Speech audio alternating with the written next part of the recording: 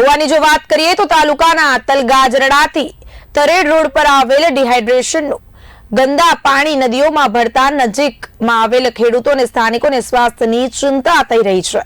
ગંદુ પાણી આસપાસના કુવામાં મિક્સ થતા ખેતી માટેના પાણી દૂષિત થઈ રહ્યા છે। કેમિકલ્સ યુક્ત પાણીથી કુવાઓ પણ રિચાર્જ થઈ ગયા છે।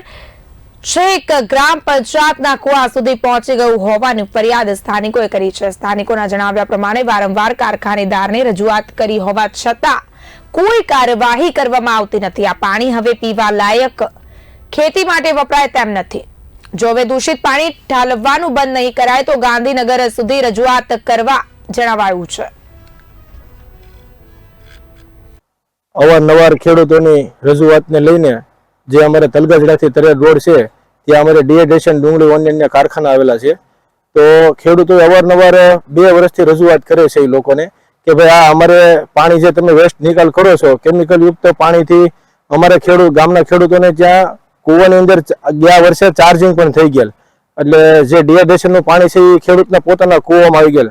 તો આવો તો કેવો ન્યાય કહેવાય। અમે પ્રશાસનને મીડિયાના મારફત દ્વારા પણ કહેવા માંગીએ છીએ કે ડુંગળીના કારખાનાઓ ઉદ્યોગો ચાલે છે એને અમે ખેડૂતોને કઈ વાંધો નથી, પણ ખેડૂતનો ભોગ લઈ અને જે ટૂંકમાં કારખાના કરવા એ કેટલા અંશે વ્યાજબી કહેવાય।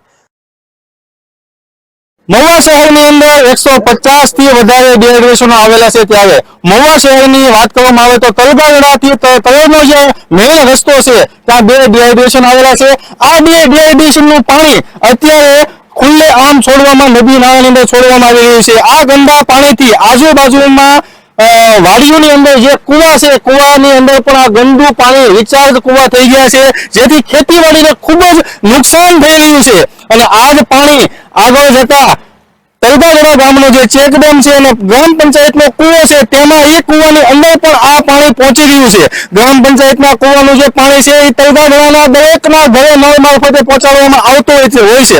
આવનારા સમયની અંદર તલગાજડા ગામ પણ બીમારીનો હબ બની શકે છે।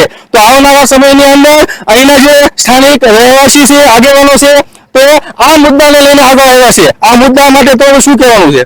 આ મુદ્દા માટે બસ અમારું તો એટલું જ કહેવાનું છે કે જેમ બને વહેલી તકે આ પાણી બંધ કરવામાં આવે જેથી કરીને ગામ લોકો રોગચાળામાંથી બચી શકે અને ખેડૂતોની ખેતી પાયમાલ થાય એનાથી બચી શકે। અહીંના તમામ આગેવાનો આજે ભેગા થયા છે અને આ આગેવાનો પ્રાંત અધિકારી સાહેબને પણ આવેદન આપવા જવાના છે। તો આ પ્રશ્ન ક્યારે હલ થશે તે જોવું રહ્યું। બી ઇન્ડિયા, દિલીપ ગૌથલિયા, મહુવા।